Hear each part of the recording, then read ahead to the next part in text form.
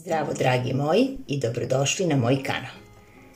Evo danas želim sa vama da podelim recept za jednu sjajnu voćnu tortu koja se veoma brzo i jednostavno pravi i pravo je osveženje za predstojeće letnje dane.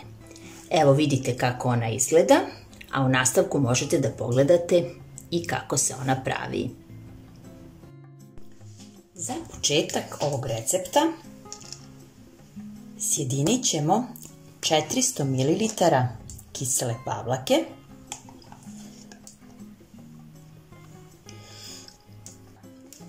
i 100 g prah šećera.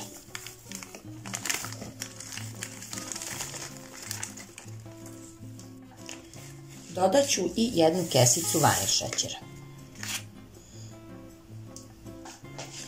Sada ću sve fino izmešati i sjediniti ove sastojke.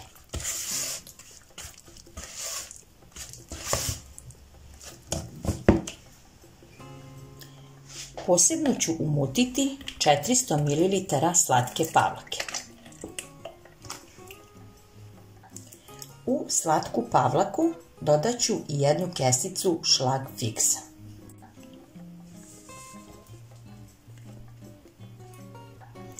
Sve ću izmiksirati do željene gustine.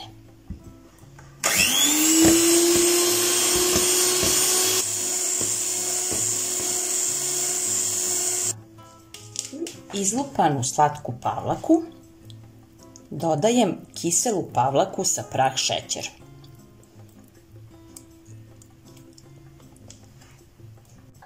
I ponovo sve izmiksirati.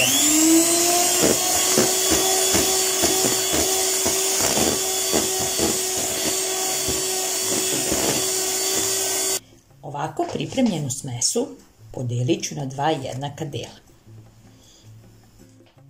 U jedan deo dodajem 50 g kokosa.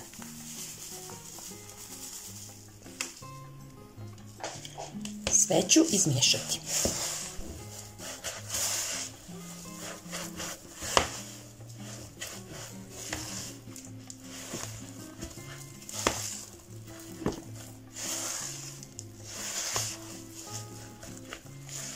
U drugi deo dodajemo 300 g smrznutih malina.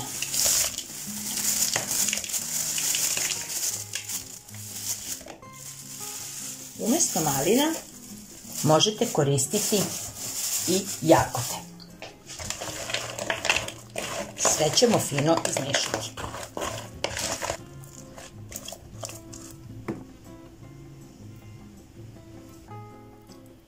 Oba fila za sad ostavit ćemo sa strane dok ne pripremimo koru.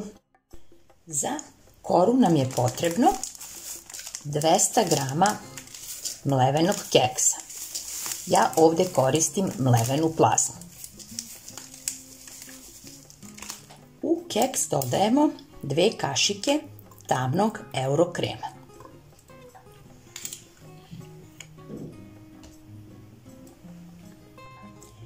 I 50 ml mlijeka. Sada ćemo sve fino izmiješati.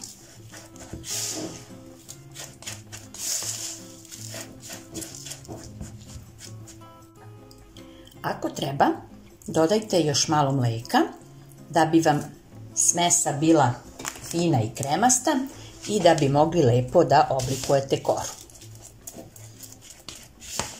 To vi sami procenite.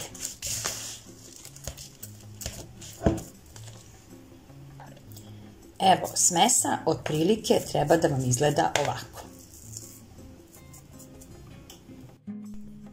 Tortu ćemo praviti u ovom kalupu, čiji je prečnik 22 cm i kao što vidite sa svih strana smo ga premazali margarinom. Prvo dodajemo smesu za koru.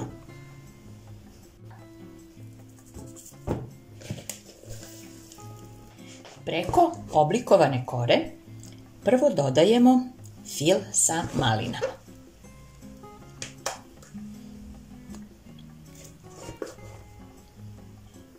Svuda ćemo ga podjednako rasporediti.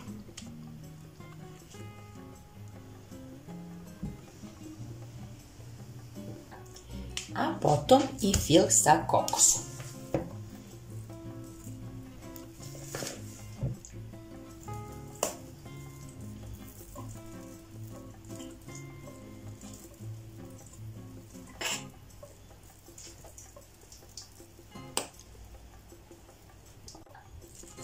Tortu ćemo ukrasiti sa još malo kokosa od gore.